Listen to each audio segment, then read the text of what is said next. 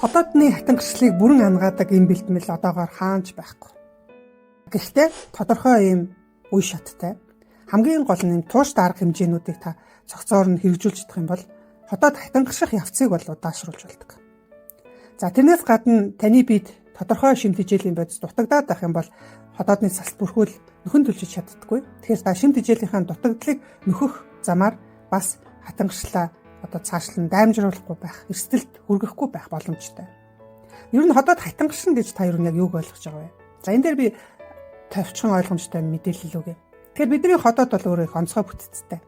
Салс бүрхүүл буюу хотоодны хананд булчирхай юм эсүүд байрлаждаг. Тэр эсүүд бол өөр өөр ингэсэн тодорхой шүүрлүүдийг ялгаруулдаг. Тэгэхээр тэр болгон өөр ингэсэн үүрэгтэй байж идэг.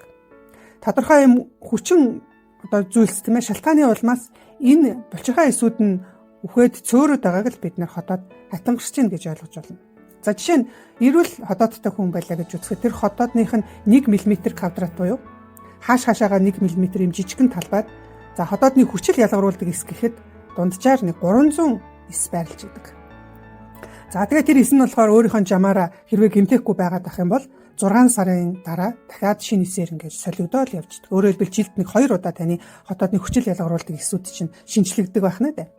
Гэтэл та өдөр тутамдаа өөрийнхөө хотоодыг өрөвсүүлээд зочроогоод байх юм бол тэр эс чинь өөрийнхөө дээр 6 сар хүртэлх хугацаагаар амьдарч чадахгүй өмнө нь өгчихнэ.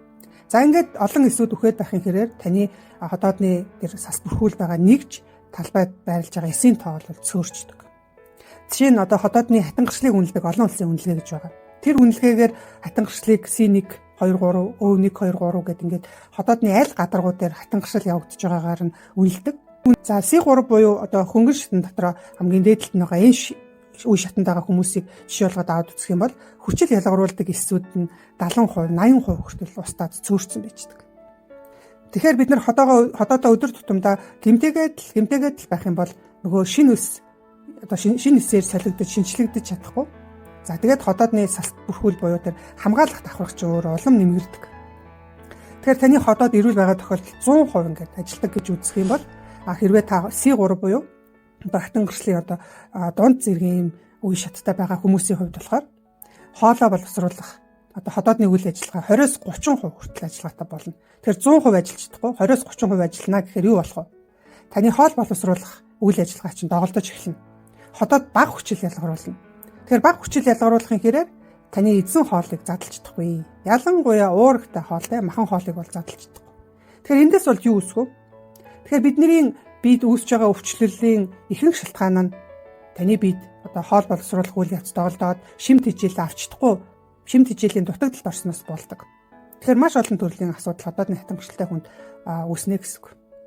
За ингээд цаашаа яриад байвал энэ бол маш том өргөн хүрээтэй сэдв. Тэгэхээр хэрвээ танд ийм хотоодны хатангашилын талаарх мэдлэг хэрэгтэй те эрүүл мэндийн боловсрол хэрэгтэй байгаа бол комент хэсэгт та хотоод гэж бичээрэй.